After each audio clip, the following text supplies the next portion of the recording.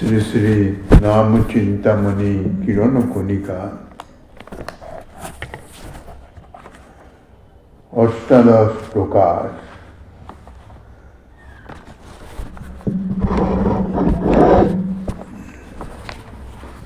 শ্রী মহামন্ত্রে মুক্ত প্রগ্রহ মহামাহাত্ম্য। মজ্জয়ন্ত জগৎ প্রেমনি বিজয়ন্তাং তদাবয়া। হরিনাম সংকীর্তনই সাধ্য সাধন সার, সাধ্য সার সাধন সার। শ্রীমান মহাপ্রভু যখন বঙ্গদেশ বিজয় গিয়েছিলেন পড়ুয়া সঙ্গে অধ্যাপক হয়ে,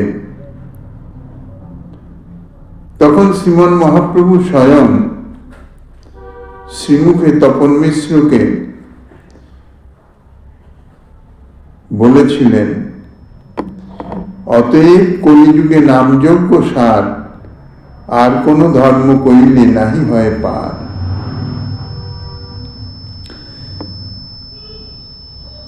পূজ্যপাদ কবিরাজ গোস্বামী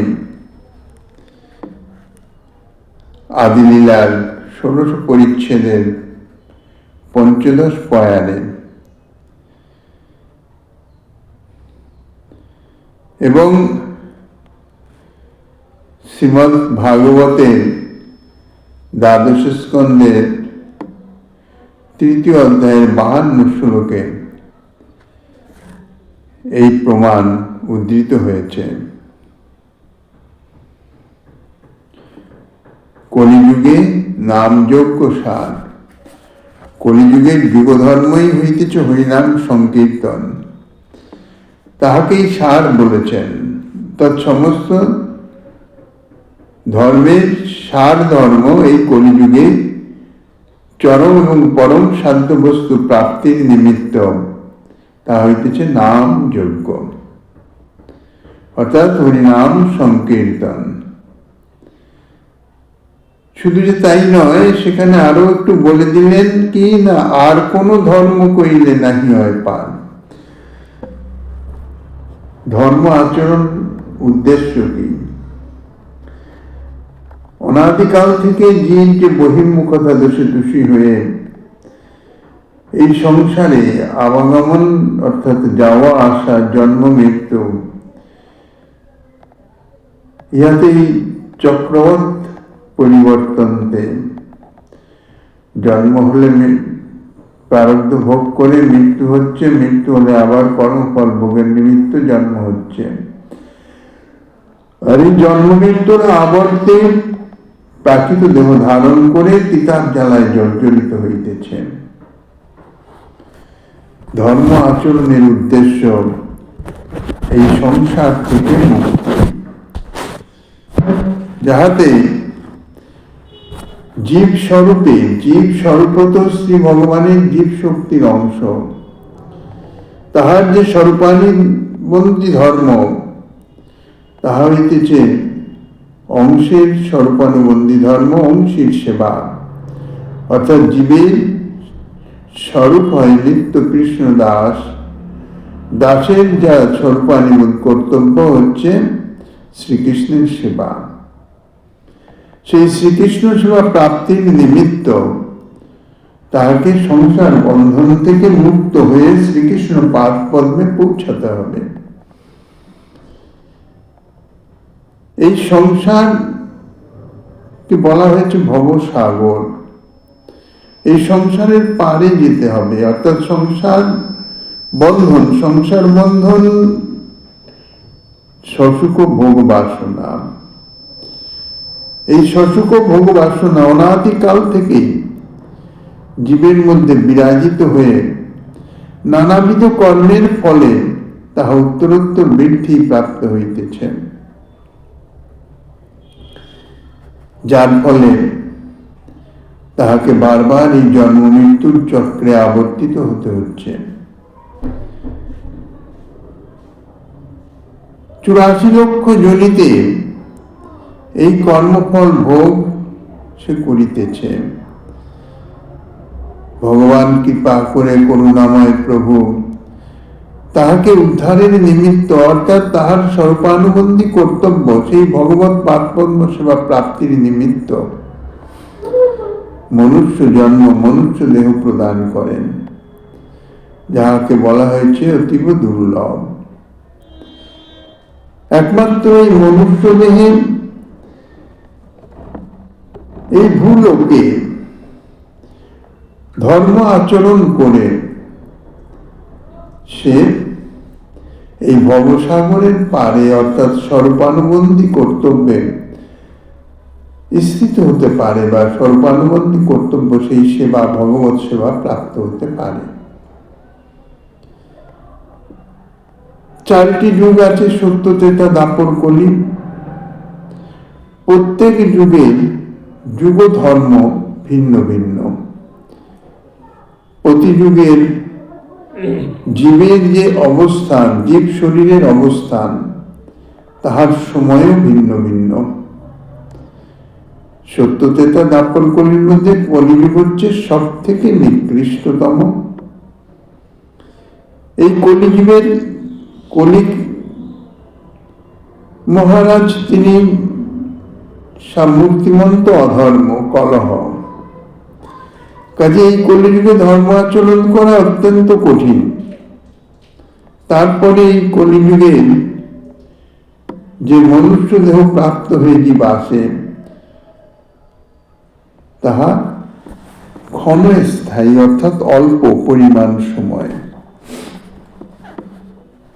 শতায়ু 100 বছর মোটে আয়ু জীবের অর্থাৎ মনুষ্যের তাহাও প্রাপ্ত হয় না। খুব কম অল্প সংখ্যক ভজনানন্দী মহাত্মাই তাহারা শতায়ু অর্থাৎ 100 বছর অতিক্রম করতে পারেন। কর্মফল ভোগের নিমিত্ত কখন যে অর্থাৎ এই দেহটি যে কতক্ষণ অবস্থান করবে সে সম্বন্ধে কোনো নির্দিষ্ট নাই। দ্বিতীয়ত কলিযুগের মনুষ্য তাহারা মন্দ বুদ্ধি, মন্দ কর্মা, সদা সর্বদাই ভোগ বাসনায় জর্জরিত হয়ে আছে। ভগবত ভজন রূপ ধর্ম আচরণ করা তাহা অত্যন্ত দুঃসাধ্য মনে হয়, কঠিন। এই জন্যই ভগবান এই যুগে ধর্ম দিয়েছেন অতীব সহজ ধর্ম। সত্যযুগে ধ্যান ধারণা, তপস্যা, কীর্য সাধন, ত্রেতাতে যাগ যজ্ঞ ইত্যাদি, দ্বাপরে পরিচর্যাত্মক, আর কলিযুগে কিছুই না, শুধু হরিনাম সংকীর্তন। কেননা অন্য কোন ধর্ম অর্থাৎ অন্যান্য যুগে যে সমস্ত ধর্ম আচরণ, ধ্যান ধারণা তপস্যা ইত্যাদি বা যাগ যজ্ঞ ইত্যাদি বা পরিচর্যাত্মক যে সেবা ইত্যাদি, এগুলি কলিযুগে অসম্ভব, অর্থাৎ ঠিকভাবে করা সম্ভব নয়। এই জন্যই ভগবান কৃপা করে কলিযুগে এই নাম সংকীর্তন তাহাকেই বলেছেন। নাম সংকীর্তনই কলিযুগের সাধ্য এবং তাহা প্রাপ্তির উপায়ের সাধন। এছাড়া অন্য কোন ধর্ম আচরণে যদি সে রত হয় তাহলে এই ভবসাগর পার হওয়া তাহার পক্ষে সম্ভব নয়। আনুষঙ্গিক হিসাবে অন্য ধর্ম আচরণ করতে পারে, কিন্তু মুখ্য ধর্ম হইতেছে নাম সংকীর্তন। শুধু তাই নয়, পরম করুণ শ্রী গোবিন্দ তিনি কৃপা করে স্বয়ং এই বিশেষ কলিতে অবতীর্ণ হয়ে নিজে আচরণ করে জগতের জীবকে শিক্ষা দিয়ে গেছেন। আর এই যে নাম সংকীর্তন রূপ যে যজ্ঞ বা যে সাধনা, যে ভজন, তাহারও কোন বিধিনিষেধ রাখেন নাই। অন্যান্য যে কোনো সাধনা তাহার বিধিনিষেধ আছে, কিছু অপেক্ষা আছে। সেগুলি ঠিক ঠিক মতো না হলে সে ধর্ম আচরিত হবে না। কিন্তু নাম সংকীর্তনের বিষয়ে বলছেন, রাত্রি দিন নাম লয় খাইতে শুইতে, তাহার মহিমা বেদে নাহি পারে দিতে। খাইতে শুইতে অর্থাৎ যে কোনো অবস্থাতে, শুদ্ধতা অশুদ্ধতা ইত্যাদি কোনো বালাই নেই, সর্ব অবস্থাতে হরিনাম গ্রহণ করতে পারেন। ওষ্ঠ আর জিহ্বা ইহার সংযোগে কোনো পরিশ্রম নাই, কোনো কষ্ট নাই, কিছু নাই, শুধু নাম উচ্চারণ, নাম কীর্তন।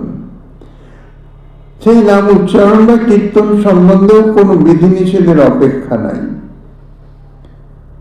যে কোনো অবস্থাতে হরিনাম সে নিতে পারছে। তাহার ফল কি বলছেন? এত সহজ সরল যে এই ধর্ম হরিনাম সংকীর্তন বা হরিনাম কীর্তন বা হরিনাম জপ, হরিনাম গ্রহণ যাই হোক, তাহার ফল কি বলছেন? স্বয়ং শ্রীমন মহাপ্রভু তপন মিশ্রকে বলেছেন, সাধ্য সাধন তত্ত্ব যে কিছু সকল, হরিনাম সংকীর্তনে মিলিবে সকল। জগতের জীব বা কেহ কোনো কিছু করে কিছু পাওয়ার নিমিত্ত, যে বস্তু প্রাপ্তির নিমিত্ত তাহার চেষ্টা, সেই বস্তুকে বলা হয় সাধ্য। আর সেই সাধ্য বস্তু, সেই বস্তু পাওয়ার যে উপায়, যে প্রক্রিয়া, তাহাকে বলা হয় সাধন। এই কলিযুগে জীবের চরম এবং পরম সাধ্য বস্তু কি, তাহা নির্ণয় করা কঠিন বিষয়। অনেক কিছুই অনেক রকম সাধন ভজন মাধ্যমে অনেক কিছু প্রাপ্তির বাসনা প্রাপ্তি হয়। এখন সাধ্য বস্তু নির্ণয় যে কি, কোনটি জীবের চরম এবং পরম সাধ্য বস্তু, তাহা নির্ণয় হয়েছে যে প্রথমত অত্যন্ত দুর্লভ। স্বয়ং ভগবান শ্রী গৌরাঙ্গ সুন্দর নিজে অবতীর্ণ হয়ে রায় রামানন্দের মুখোদ্গীর্ণ করে, অর্থাৎ রায় রামানন্দের মুখে এই সাধ্য তত্ত্বের নির্ণয় জগৎজীবকে দিয়ে গেছেন। জগৎজীবের চরম এবং পরম সাধ্য বস্তু কি, সর্বশ্রেষ্ঠ সাধ্য বস্তুটি কি, কি পেলে তারা আর কিছু পাওয়া বাকি থাকবে না।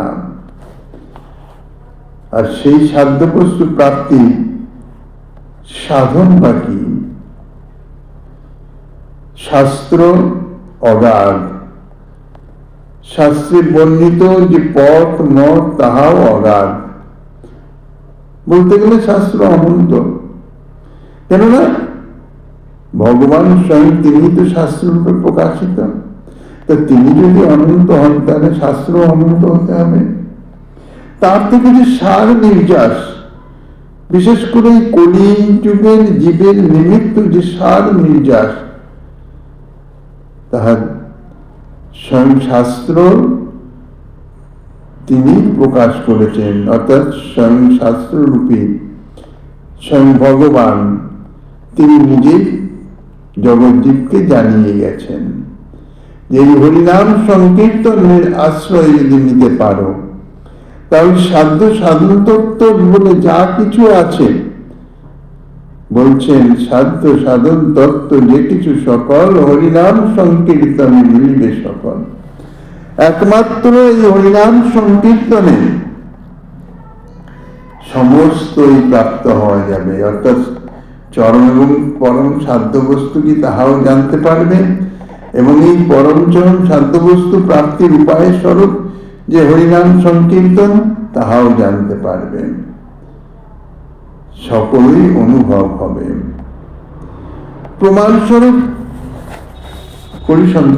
উপনিষদের একটি শ্লোকের উদ্ধৃতি দিয়েছেন শ্রীমন মহাপ্রভু স্বয়ং। হরের নাম হরের নাম হরের নামৈব কেবলম কলৌ নাস্তেব নাস্তেব নাস্তেব গতিরন্যথা। বলছেন হরিনাম হরিনাম হরিনাম, একমাত্র হরিনাম, একমাত্র হরিনাম ছাড়া কলিতে দ্বিতীয় কোনো উপায় নাই, উপায় নাই, উপায় নাই। 3 বার করে বলেছেন। দৃঢ়তা প্রত্যয়ের নিমিত্ত নাস্তেব নাস্তেব নাস্তেব গতির অন্যতা, এবিন অন্য কোনো গতি নাই। শুধু তাই নয়, এই যে হরিনাম, হরিনাম মানে ভগবত নাম, ভগবানের অনন্ত স্বরূপ, ভগবত নাম অনন্ত। এখন মনে প্রশ্ন হতে পারে, আপনি তো বলে গেলেন হরিনাম হরিনাম হরিনাম, হরিনাম কোন হরিনাম, কোন ভগবত স্বরূপের নাম? এরকম প্রশ্ন যাতে না আসতে পারে তার জন্য সংকীর্তন পিতা শ্রীমৎ মহাপ্রভু নিজে মুখে বলেছেন, হরে কৃষ্ণ কৃষ্ণ কৃষ্ণ হরে হরে, হরে রাম রাম রাম হরে হরে। এই শ্লোক নাম বলি লয় মহামন্ত্র, 16 নাম 32 অক্ষর এই তন্ত্র।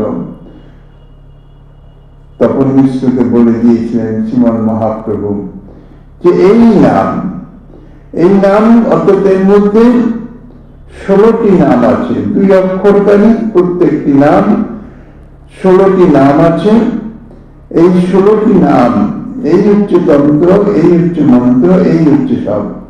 এবং এই সম্মিলিত ভাবে এই 16টি নাম যে ক্রমতে বর্ণিত হয়েছে, এই ক্রমতে ইহা মহামন্ত্র। সাধারণ লোকে মন্ত্র জপ করে বা যার যোগ্যতাইতে মন্ত্র প্রয়োজন হয়, তো যত যত মন্ত্র আছে তাহার মধ্যে সর্বশ্রেষ্ঠতম মন্ত্র বলে ইহার নাম হইতেছে মহামন্ত্র। এই মহামন্ত্র উচ্চারণ করলেই যে সে সবকিছু জানতে পারবে, বুঝতে পারবে, তার অনুভবে এসে যাবে তা নয়, সাধনা করতে হবে। কেননা সাধন বিনা সত্য বস্তু কেহ নাই পায়।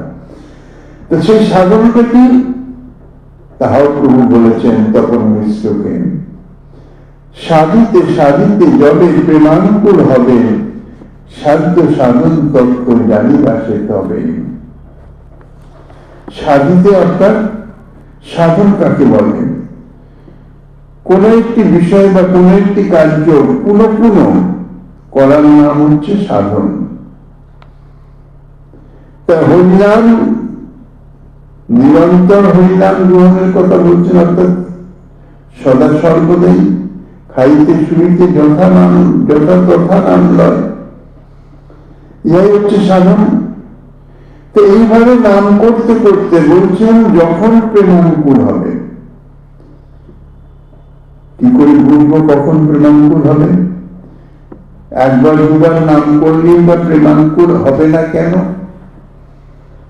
তাহার কারণ হইতেছে অনাদি জন্ম সঞ্চিত ভোগ বাসনা, যাহাই হইতেছে জগৎজীবের সংসার প্রাপ্তির একমাত্র কারণ, সংসার বন্ধনের একমাত্র কারণ। তো সেই ভোগ বাসনা তো বিলুপ্ত হতে হবে। 1-2 জন্মের তো ভোগ বাসনা নয়, অনাদিকাল থেকে জীবের হৃদয়ে ভোগ বাসনা ক্ষণে ক্ষণে রং পাল্টাচ্ছে। প্রতি ক্ষণে বহুবিধ বাসনা মনের মধ্যে তরঙ্গায়িত হইতেছে। তার মধ্যে কটা বাসনার পূর্তি হয়? জলের সমুদ্রের তরঙ্গের মতন নিরন্তর তরঙ্গায়িত হইতেছে, আবার সমুদ্রের জলেই মিলিয়ে যাচ্ছে। সেই রকম মনে অনন্ত বাসনা নিরন্তর জাগরিত হচ্ছে, আবার মনের অন্তরালে লুকায়িত হয়ে যাচ্ছে। কিন্তু যখনই মনে কোনো বাসনা উদয় হয়, তখন মনে একটি দাগ রেখে যায়, একটি ছাপ পড়ে যায়। যতক্ষণ না সে বাসনা পূর্তি হচ্ছে ততক্ষণ সেই ছাপ দূরীভূত হয় না।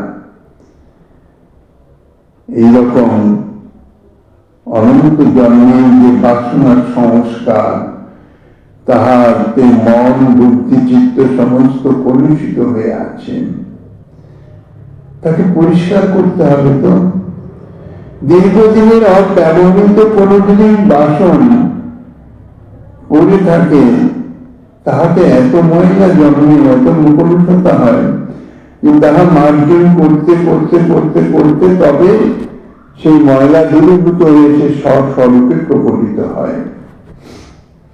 তো সেই রকম সাধিতে সাধিতে জলের প্রেমাঙ্কুর হবে। সাধন করতে করতে, অর্থাৎ এই হরিনাম গ্রহণ করতে করতে যখন প্রেমাঙ্কুর হবে, প্রেমাঙ্কুর অর্থাৎ ভাব বা গতি স্তর, গতি অবস্থা, তাহাকে বলা হয় প্রেমাঙ্কুর।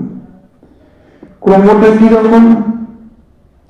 এই যে ভজনটা, সাধনের ক্রমটা কিরকম? শ্রীরাম গোস্বামী পাদ তাহার ভক্তি রসামৃত সিন্ধুতে বর্ণনা করেছেন। আদৌ শ্রদ্ধা, তত সাধুসঙ্গ, অর্থ ভজন ক্রিয়া,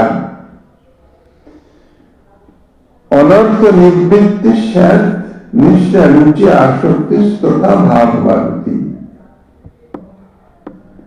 তাহলে প্রথমে আদৌ শ্রদ্ধা, প্রথমে শ্রদ্ধা। এই যে ভজন ক্রিয়া সম্বন্ধে প্রভু বললেন, কিচ্ছু মাত্র অনুভূতি নাই, কিচ্ছু মাত্র ইয়াতে প্রাপ্তি নাই বা বোধগম্য নাই। কেননা আমাদের যেমন সঞ্চিত বাসনা, মলিন যে কলুষিত হৃদয়ে, সেই মনে ইহার সম্বন্ধে কিচ্ছু অনুভব হবে না, অপ্রাকৃত চিন্ময় আনন্দ। কিন্তু বিশ্বাস করে শ্রদ্ধা সহকারে ভজনে রত হতে হবে। এই জন্য প্রথম বলেছেন আদৌ শ্রদ্ধা। অশ্রদ্ধা সহকারে যাই কি কর্মকৃত হোক না কেন, তাহা ফলবতী হয় না। এই ভগবত নাম যদিও বলেছেন শ্রদ্ধায় হেলায়, বা শ্রদ্ধায় হোক বা হেলা করে হোক, এই হেলা কিন্তু অশ্রদ্ধা নয়। অশ্রদ্ধা সহকারে করলে তাতে কার্যকরী হয় না।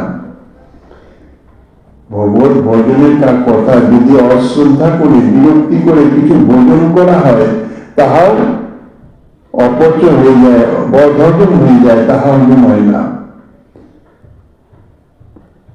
তাহলে শ্রদ্ধা সহকারে সাধনে প্রবৃত্ত হতে হবে।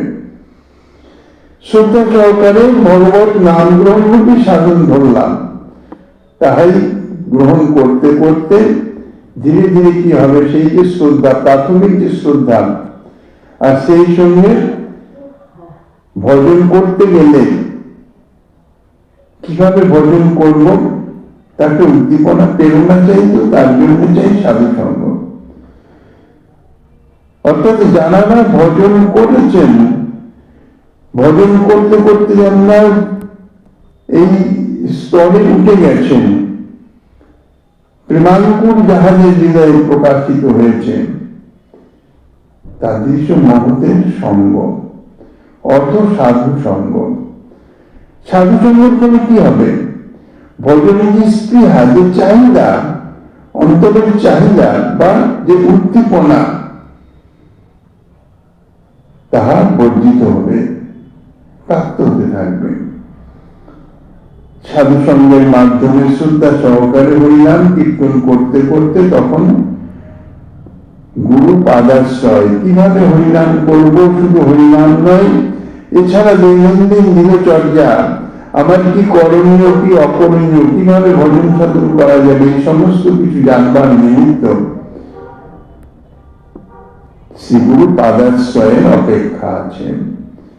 শ্রী গুরুদেব শুধু যে ভজনের পথ নির্দেশ করে দেবেন তা নয়, ভজন পথে যে সমস্ত বাধা বিঘ্নগুলি আছে, কেননা মন তো বিষয়ে বাসনা লোক,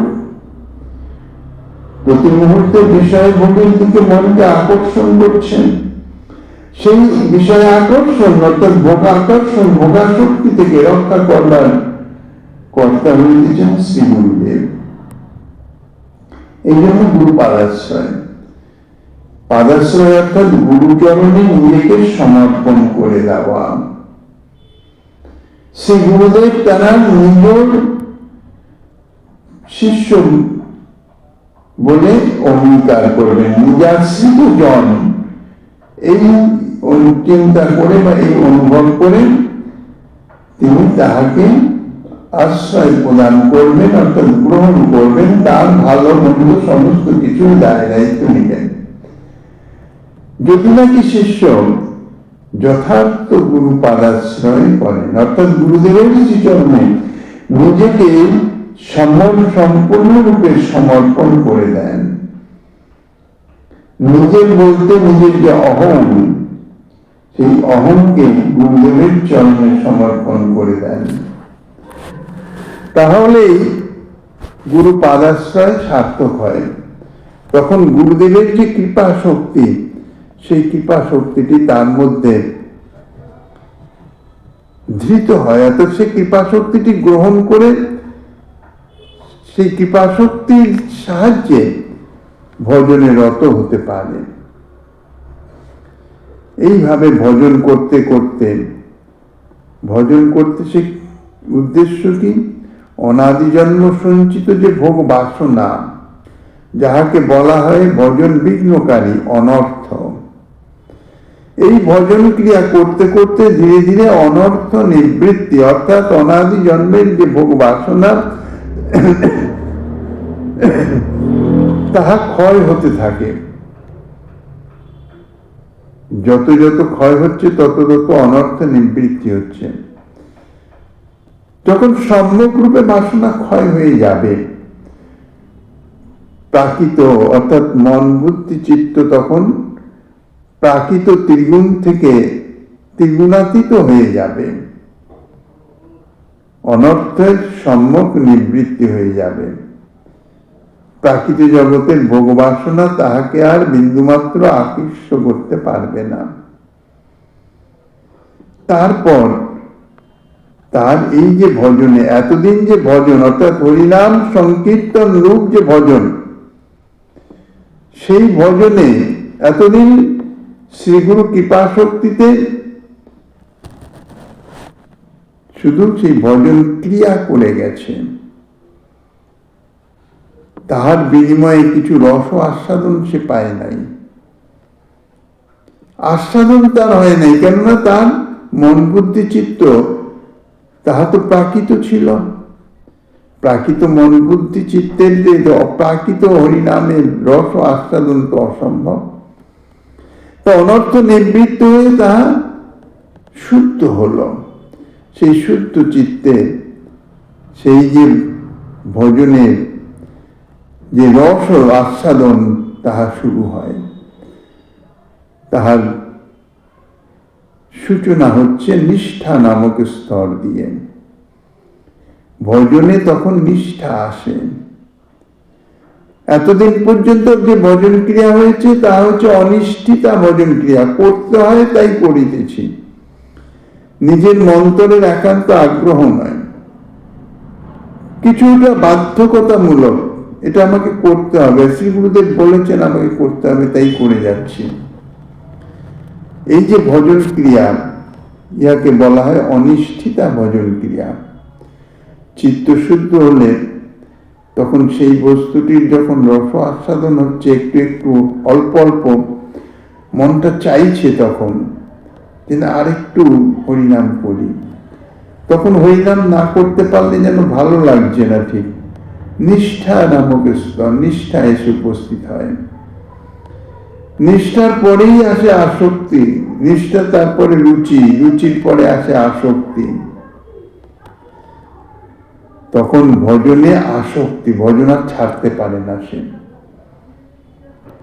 এই আসক্তি সহকারে ভজন করতে করতে রতি বা ভাব স্তরে সে পৌঁছে যায়, যাহাকে বলা হয় প্রেমাঙ্কুর। তাই মহাপ্রভু বলেছেন সাধিতে সাধিতে যবে প্রেমাঙ্কুর হবে, যে সময় তুমি এই প্রেমাঙ্কুর অবস্থা প্রাপ্ত হবে, সাধ্য সাধন তত্ত্ব জানিবে সে তবে। সাধ্য সাধন যে কি বস্তু, কোনটা তোমার চরম এবং পরম সাধ্য এবং তাহার সাধন যে কি, সে সম্বন্ধে তুমি তখন যথার্থ অনুভব করতে পারবে।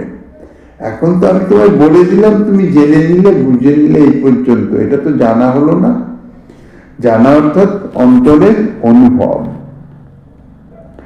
তাহলে শ্রীমন মহাপ্রভু এই হরে কৃষ্ণ ইত্যাদি 32 অক্ষরী শ্লোককেই নাম এবং মহামন্ত্র উভয়ই বলেছেন।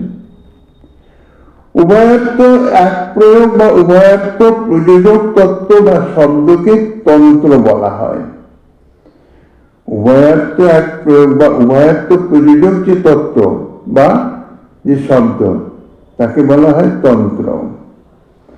ইহার দ্বারা 16 নাম 32 অক্ষরের এই কৃষ্ণ নামত্ব অর্থাৎ শ্যাম সুন্দর যশোদানন্দন নামত্ব, শ্রীমন মহাপ্রভু বলেছেন কৃষ্ণ নামের বহু অর্থ না জানি, শ্যাম সুন্দর যশোদানন্দন এই মাত্র মানি। তো এই যে নাম কৃষ্ণ নামত্ব, এই 16 নাম 32 অক্ষরের কৃষ্ণ নামত্ব বা শ্যাম সুন্দর যশোদানন্দন নামত্ব বা গৌর সুন্দর সচিনন্দন মন্ত্রত্ব, এই উভয়ার্থ প্রযোজকত্ব সিদ্ধ হইতেছেন। শ্রী চৈতন্য মুখোদ্গীর্ণ হরে কৃষ্ণ বর্ণ সমূহ অর্থাৎ এই 32 অক্ষর 16 নাম কৃষ্ণ নাম এবং তাহাই তদ আবাহক মহাপ্রভুর মন্ত্র বা মহামন্ত্র, ইহা জপ্য এবং কীর্তনীয়। সাধারণ মন্ত্র কখনো কীর্তনীয় হয় না, মন্ত্র সবসময় জপে। কিন্তু এই যে হরিনাম মহামন্ত্র, ইহা জপ করতে পারবে, কীর্তন করতে পারবে, কোনটাতেই বাধা নাই। সাধন এবং সাধ্য এই উভয়ার্থ এক প্রয়োগ হয়েছে। সাধারণত সাধন আর সাধ্য বস্তু এক হয় না, কেননা সাধনের দ্বারাই সাধ্য বস্তু যখন প্রাপ্ত হওয়া যায় তখন সাধনের নিবৃত্তি হয়। কিন্তু এখানে বলছেন যে সাধন এবং সাধ্য উভয়ই এই মহামন্ত্র। এই মহামন্ত্রই সাধ্য বস্তু, আর সেই সাধ্য বস্তু প্রাপ্তির সাধনও এই মহামন্ত্রই। যেমন পিত্তরোগী, মিশ্রি ভালো লাগে না, মিশ্রিও তিতো লাগে, কিন্তু সেই মিশ্রি হচ্ছে তাহার ঔষধ। সেই তিতো অবস্থায় তাহার চোষণ করতে করতে ধীরে ধীরে রোগ অবসানে সেই মিশ্রি তাহার হচ্ছে সাধন, অর্থাৎ মিশ্রি চোষণ সাধন, আর মিশ্রি হয়ে যাবে সাধ্য। এই জন্যই এই 16 নাম 32 অক্ষর হইতেছেন তন্ত্র। কিভাবে নেওয়া যাবে বলছেন, রাত্রি দিন নাম লয় খাইতে শুইতে। মহাপ্রভু এই উক্তিতে 16 নাম মহামন্ত্রকেই নাম বলে রাত্রি দিন খাইতে শুইতে যথাতথা গ্রহণার্থ যেরূপ শ্রীমন মহাপ্রভুর শ্রীমুখের উপদেশে দৃষ্ট হয়, নবদ্বীপের নাগরিকগণের প্রতিও শ্রীমন মহাপ্রভুর সেইরূপ মুখ আদেশ অর্থাৎ সাক্ষাৎ আদেশ তাহাও পাওয়া যায়। নবদ্বীপবাসীগণকে শ্রীমন মহাপ্রভু নিজ মুখে সেই আদেশ করেছেন। এই মহামন্ত্রই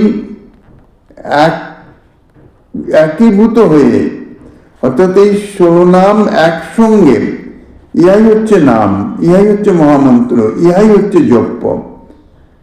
একটি দুটি নাম নয়, সম্পূর্ণ 16 নাম এই ক্রমে, যে ক্রমে মহাপ্রভু বলেছেন এই ক্রমেই ইহা মহামন্ত্র বলে পরিচিত এবং তাহাই জপ, তাহাই কীর্তনীয়, সর্বদা বিধি নিষেধহীন। তো শ্রীমন মহাপ্রভু নদিয়া নাগরিকগণকে অর্থাৎ নদিয়াবাসীগণকে শ্রীমুখে উপদেশ দিয়েছেন কি, আপনে সভারে প্রভু করে উপদেশ, কৃষ্ণ নাম মহামন্ত্র শুনহ বিশেষ। শ্রী চৈতন্য ভাগবতে শ্রীল বৃন্দাবন দাস ঠাকুর তাহা বর্ণনা করেছেন। কৃষ্ণ নাম মহামন্ত্র শুনহ বিশেষ। এই যে কৃষ্ণ নাম নেওয়ার কথা বলছি, সেই কৃষ্ণ নাম তাহা হইতেছে মহামন্ত্র। মহামন্ত্র নামে আখ্যায়িত। অন্য ভগবত নাম কিন্তু মহামন্ত্র রূপে আখ্যায়িত নহে। মহামন্ত্র বললেই এই 16 নাম একত্রীভূত হয়ে এই বিশেষ ক্রমে, যে ক্রমে মহাপ্রভু বলছেন সেই ক্রমে, আবার ক্রমভঙ্গ হলে হবে না, যদিচ্ছা বললেই হবে না। 16টি নাম যদিচ্ছা বললাম তাতে হবে না। যে ক্রমে বলেছেন সেই ক্রমে 16টি নাম পরপর যে উচ্চারিত যদি হয় তাহলে তাহাই হবে মহামন্ত্র। কিরকম বলেছেন প্রভু?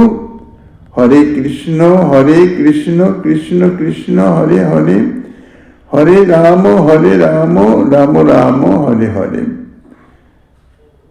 ঠিক যেভাবে যে ক্রমতে শ্রীমন মহাপ্রভু বলেছেন সেই ক্রমে মহাপ্রভু এই মহামন্ত্র উচ্চারণ করে তারপরে প্রভু বলছেন সকলকে যে প্রভু বলে কহিলাম এই মহামন্ত্র, সাধারণ মন্ত্র নয়, মহামন্ত্র। ইহা গিয়া জপ সবে করিয়া নির্বন্ধ। ইহা তোমরা সকলে নির্বন্ধ করে জপ করো। এইখানে এই কথায় অনেকে অনেক রকমের ভ্রান্তিমূলক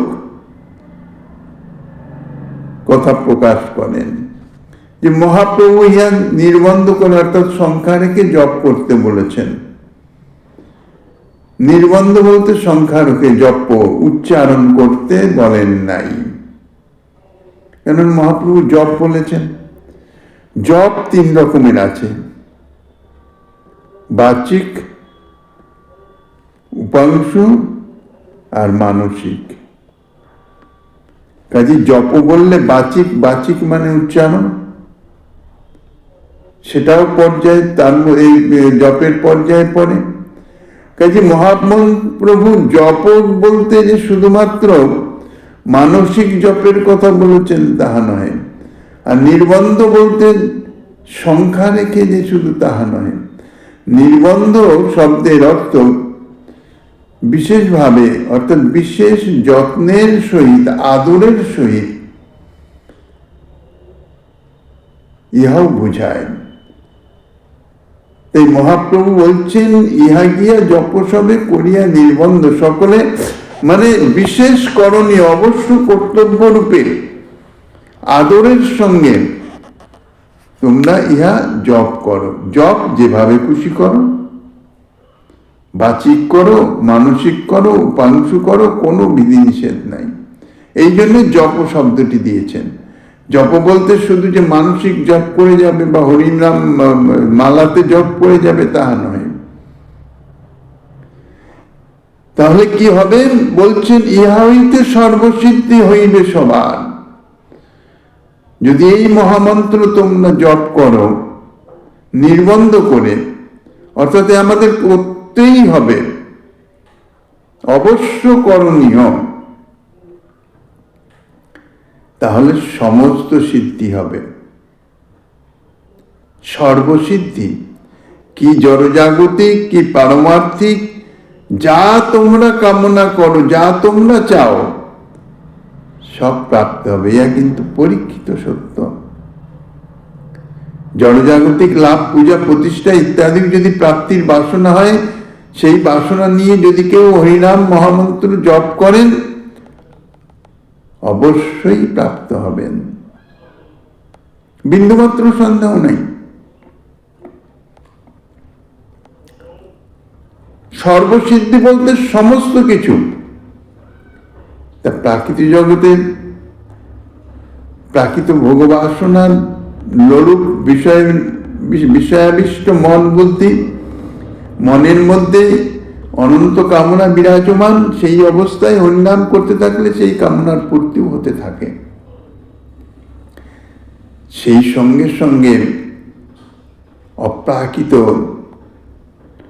শ্রী নাম মহামন্ত্র, তিনি তার জপকারীকে এই প্রাকৃত জগতের সুখবাসনা দিয়েই ক্ষান্ত হন না, পরম যে চরম এবং পরম যে প্রাপ্তি তাহাও প্রাপ্ত করিয়ে দেন। তার জন্যে নিষ্ঠা সহকারে নাম আশ্রয় পড়ে থাকতে হবে, অর্থাৎ নাম করতে হবে। কতদিন করব এসবের কোনো বিধিনিষেধ নাই, নিরন্তর করে যাও, যতদিন চলে চলবে, যতদিন দেহ আছে, যতক্ষণ শ্বাস আছে নাম করে যাও। তাই মহাপ্রভু বলে দিলেন, সর্বক্ষণ বলো ইথে বিধি নাহি আর, ইহা হইতে সর্বসিদ্ধি হইবে সবার। কোনো ভেদ বিচার নাই যে এই যে যতটুকু করতে পারবে, এরকম করতে পারলে সে পাবে, অমুকে পাবে না, এরকম নাই। বলছেন সকলেরই সর্বসিদ্ধি, সর্বসিদ্ধি যার যা কামনা সমস্তই পূরণ হবে। তার জন্য করতে হবে কি, সর্বক্ষণ বলো, সর্বক্ষণ নাম জপ করো, উচ্চারণ করো, কীর্তন করো, কোন রকম বিধি নিষেধ নাই, নিরন্তর করে যাও, এর কোনো শেষ নাই, নাম গ্রহণের কোনো শেষ নাই, নিরন্তর চলতে থাকবে যতক্ষণ শরীর আছে, যতক্ষণ শরীরের সামর্থ্য আছে। এই যে 16 নামের অনুশীলন, সেই অনুশীলন প্রকার সম্বন্ধে গ্রন্থকার যাহা